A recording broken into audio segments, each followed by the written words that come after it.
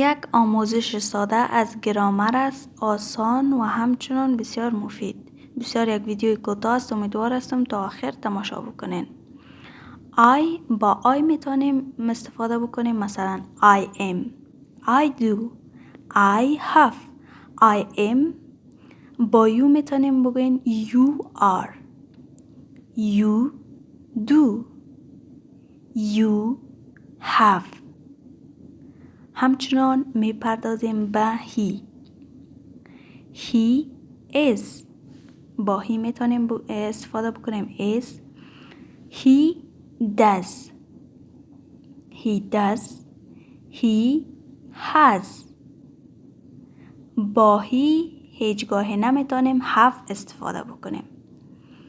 she is، she does، she has.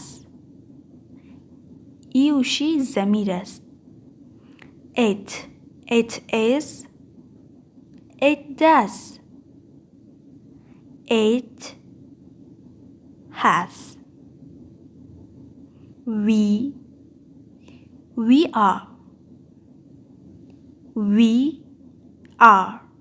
we do، we have، they are، they do، they have.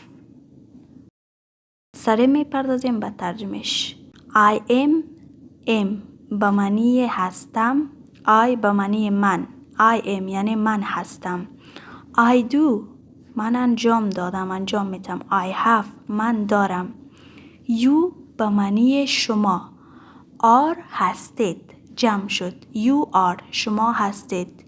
do هم به معنی انجام دادن، have هم به معنی داشتن. he به معنی یعنی بر ضمیر مذکر میتونین استفاده بکنین. به جای نام احمد میتونین که از ضمیرش استفاده بکنین، یعنی he او معنی میدهد. is است.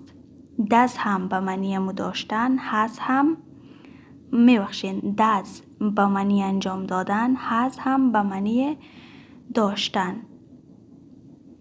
she هم میتونین که بر ضمیر مؤنث استفاده بکنین. به جای اسم سنا میتونین که از ضمیرش یعنی she استفاده بکنین.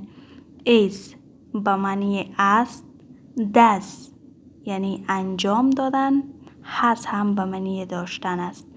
it به معنی این است. it معنیش این است. we معنیش آره. we معنیش ما هستیم. ما we are هستیم. we are ما هستیم. do هم به معنی انجام دادن است و همچنان have هم به معنی داشتن است. they آنها. are هم به معنی هستند. they are آنها هستند. they are. do هم باز هم به معنی انجام دادن و همچنان have هم به معنی داشتن.